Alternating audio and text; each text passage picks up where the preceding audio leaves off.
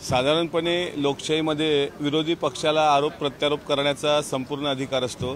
आज महाराष्ट्राचे अर्थमंत्री आदरणीय अजितदादा दुपारी 2 वाजता महाराष्ट्र सरकारचा अंतरिम अर्थसंकल्प सादर करणार आहेत। या अर्थसंकल्पामध्ये जसं पदवीपर्यंत मुलीचं शिक्षण हे मोफत असावं, हे भारतीय संविधानाचं जे मूल्य आहे की प्राथमिक शिक्षण सक्तीचं आणि मोफत करा, जे महात्मा फुलेंनी पण म्हटलं होतं, त्याची अंमलबजावणी हे सरकार करेल।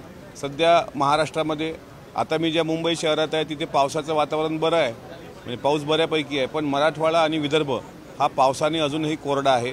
त्यामुळे सर्व शेतकऱ्यांना दिलासा मिळेल अर्थसंकल्पातून, असंही एक शेतकरी म्हणून मला अपेक्षा आहे। त्याचबरोबर MPSCच्या विद्यार्थ्यांना दिलेलं आश्वासन असेल त्याची पूर्तता या अर्थसंकल्पाच्या माध्यमातून होईल।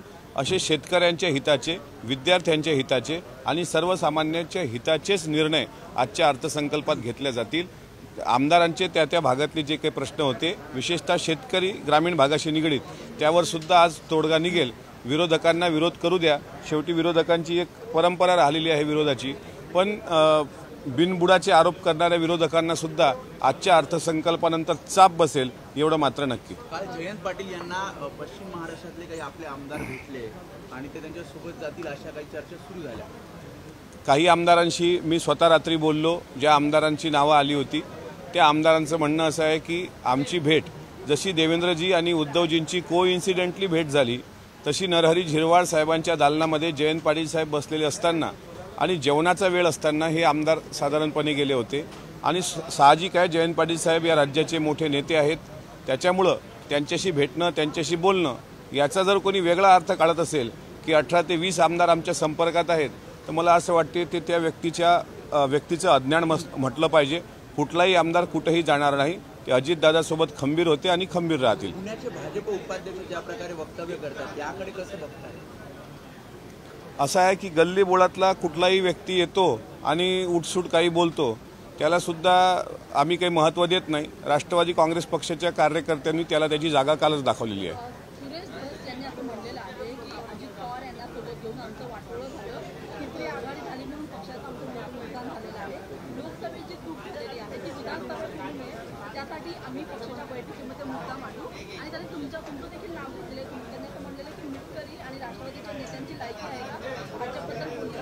नाही, आता भाजपच्या नेत्यांनी आमची लायकी अवकात काढावी एवढंच काम त्यांना राहिलेलं आहे।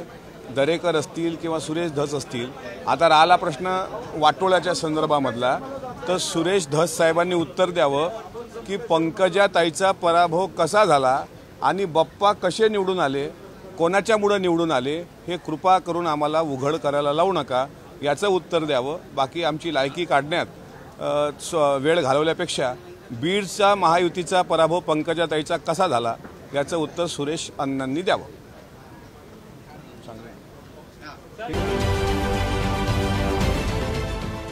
देश विदेशातील प्रत्येक घडामोडींचे लाईव्ह अपडेट मिळवण्यासाठी आता साम टीव्हीच्या सर्व सोशल मीडिया प्लॅटफॉर्मला लाईक, फॉलो आणि सबस्क्राईब करा।